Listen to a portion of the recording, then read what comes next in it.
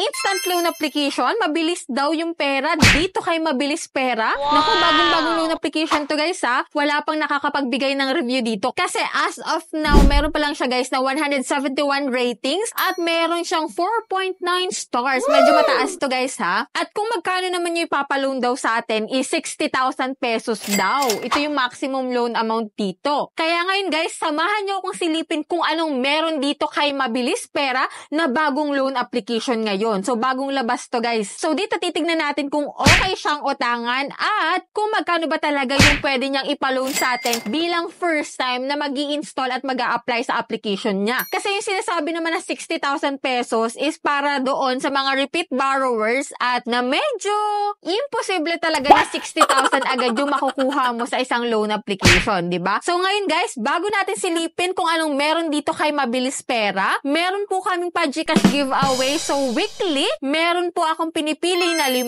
lucky winners na laging nagko-comment sa aking mga vlogs, laging active at nakalike sa aking mga video. So, ano pang inaantay nyo guys? Kung gusto nyo manalo sa aking pa-GCash giveaway, don't forget to click the subscribe button, i-like itong video na to at mag-iwan ka ng comment dyan sa comment section. And every last Monday of the month, may nananalo ng pa-cellphone giveaways. Nung Monday nga po, in-announce ko kung sino yung nanalo sa ating pa-cellphone giveaway ngayong buwan ng Mayo. So, ngayong last Monday of June, meron po ulit mananalo. Kaya, stay connected at huwag kang mawawalan ng pag-asa kung hindi ka pa nananalo. And yan, dako na tayo dito sa bagong loan application na nagpapaloan daw ng 60,000 pesos. Instant yung pera, receive mo agad at talagang mabilis mag-release ng pera dito kay Mabilis Pera. So, keep on watching guys.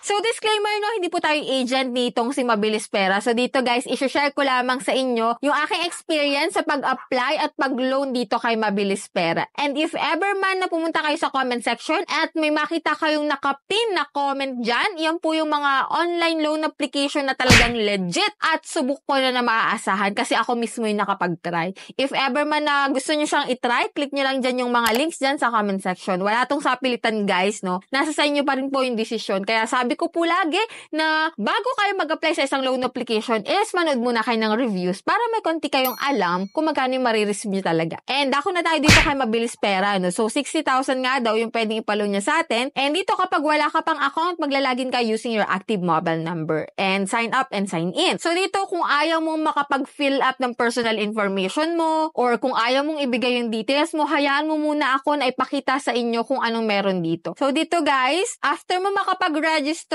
ito yung mga recommended ID type naman dito. Driving license, PRC, SSS, passport, postal ID, and UMID. Kapag wala ka naman dyan, may other option naman sila na TIN, voter ID, national ID, pag-ibig, and health card. So, pili ka lang dyan guys ng isa. Picturean mo yung ID mo, facial recognition, and after nun guys, dito na tayo sa mga fill upan which is personal information, job information, and dito guys sa contact number, dito po kailangan nila ng 5 contact number. Kaya i-ready mo na kung sino yung 5 contact list na ilalagay mo dito kay Mabilis Pera. Kasi maaari nila itong tawagan or i-text once na ikaw ay na-overdue tapos hindi ka nasagot sa kanilang mga text or tawag. So, maaaring kontakin itong mga nilagay mo ditong emergency contact. So, after nun guys, dito guys sa withdrawal information, pwede to guys sa e-wallet or sa bank. Dito sa e-wallet, may option ka na GCash, GrabPay, PayMaya, and Peso. So, yan. Click mo lang dyan yung pipiliin mo. And then, after nun, dito na tayo sa pinakang last part. Ito talaga yung totoong ipapaloan sa atin. If ever man na hindi ganito yung ipaloan sa'yo, kasi iba-iba naman ang ina-approve na loan application. Ito yung sa akin, 4,000, no? Pero sa 4,000, guys, sinasabi nila dito na may loan term daw na 121 days. Pero, after 7 days, babayaran mo na siya. Sa 4,000, guys, may ibabawas dun na service fee, 1,520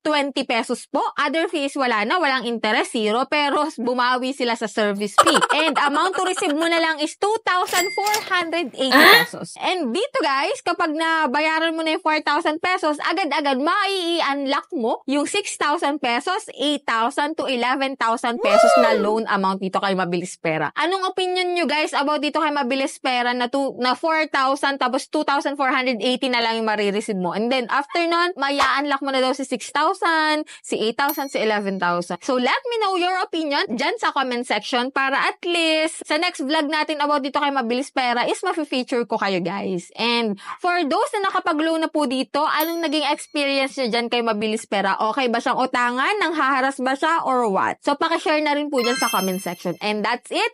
Yan lang yung meron dito sa bagong loan application na Mabilis Pera na instant daw. Nasa sa inyo na talaga guys yung desisyon after ko sa inyo ilahad kung anong meron dito kay Mabilis Pera. Lagi kong ang payo, wag muna kayo mag-i-install agad-agad. Manood muna kayo ng review about sa isang loan application na gusto nyong applyan. And that's it. Sa mga hindi pa dyan nakasubscribe sa aking YouTube channel, kindly click the subscribe button. I-on nyo na rin po yung notification bell para updated kayo sa mga future vlogs natin. Lalong-lalo na sa mga update sa mga loan application. So bye-bye na muna for now guys. See you on my next vlog.